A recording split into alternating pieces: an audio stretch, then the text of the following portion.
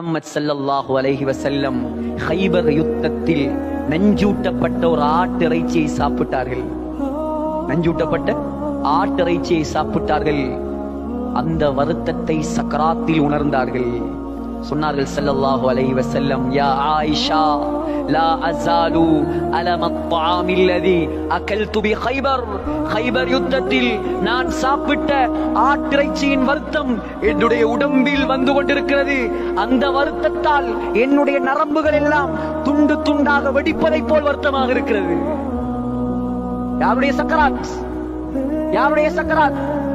உலகத்தின் தலைவரின் சக்கராத். யாருடைய சக்கராத்? யார் சொர்க்கத்தை முதலாவதாக தட்டுவாரோ அவர்களுடைய சக்கராத். யாருடைய சக்கராத்?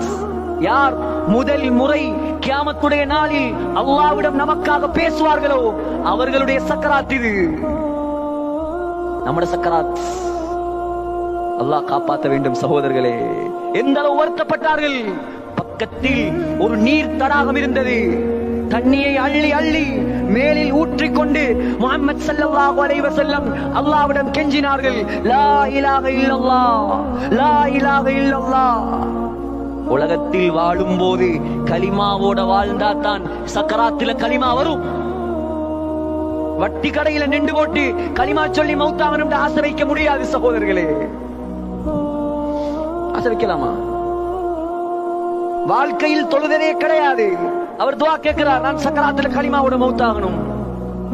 தயாரிப்போம் உலகத்துல.